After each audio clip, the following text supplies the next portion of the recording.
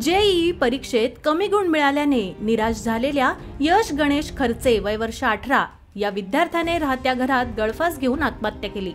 ही घटना बुधवार 14 फेब्रुवारी रोजी सकाळी उघडकीस आली। या प्रकरणी MIDC पोलीस ठाण्यात अकस्मात मृत्यूची नोंद करण्यात आली आहे। जोशीवाडा परिसरात आई वडिलांसह राहणारा यश खर्चे हा मेहरुण मधील राज विद्यालयात इयत्ता 12वी मध्ये शिक्षण घेत होता। मंगळवारी 13 फेब्रुवारी रोजी जेईई परीक्षेचा निकाल लागला। या परीक्षेत यशला कमी गुण मिळाले, त्यामुळे तो काहीसा निराश झाला होता। त्यातून त्याने हे पाऊल उचलल्याचं त्याचे मामा महेंद्र सोनवणे यांनी सांगितलं। मंगळवारी रात्री कुटुंबियांसह त्याने जेवण केलं, त्यानंतर तो वरच्या मजल्यावर गेला। बुधवारी सकाळी त्याची आई त्याला उठवण्यासाठी गेली। बराच वेळ आवाज दिला तरी आतून प्रतिसाद मिळत नसल्याने दरवाजा तोडण्यात आला।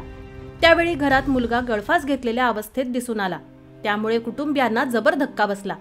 यशला शासकीय वैद्यकीय महाविद्यालय व रुग्णालयात दाखल केलं असता वैद्यकीय अधिकाऱ्यांनी मृत घोषित केलं। यावेळी कुटुंबीय नातेवाईकांनी आक्रोश केला। MIDC पोलिसांना घटनेची माहिती मिळाल्यानंतर ते घटनास्थळी पोहोचले।